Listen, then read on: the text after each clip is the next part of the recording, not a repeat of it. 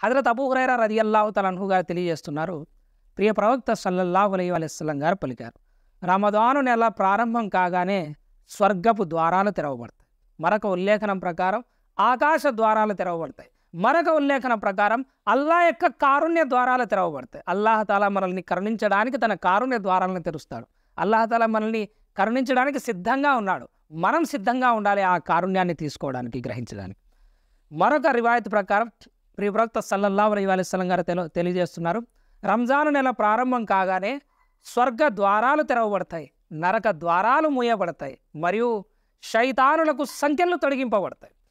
మరొక ఉల్లేఖనంలో దుష్ట శైతానులకు, జిన్నులకు సంఖ్యలు తొలగింపబడతాయి. అంటే ఆ నెల అల్లాహ్ తాలా మీకోసం, మనందరి కోసం మనకు వస్వసా కల్పించే, మనతో చెడ్డ పనులు చేయడానికి పూనుకున్నటువంటి ఈ యొక్క సర్కస్ షయాతీన్ జిన్నాతుల్ని బంధించి వేస్తాడు.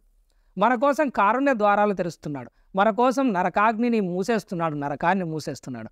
మరి తప్పులెందుకు చేస్తున్నాం భయ్ అంటే, శైతాను వల్ల కాదు చేసేది, నీ మనసులో ఉండేటువంటి దుర్బుద్ధి వల్ల చేస్తామన్నమాట తప్పులు. అప్పటికీ ఆ రంజాను మాసంలో కూడా ఎవరైనా సరే పాపాల జోలికి పోతున్నారంటే గుర్తుపెట్టుకోండి, అది శైతాన్ వల్ల కాదు, వాడి మనసు, వాడి నఫ్స్ యొక్క దుర్బుద్ధి వల్ల పోతున్నాడు. ఎందుకంటే శైతానే అన్ని పాపాలు మనతో చేయించడు.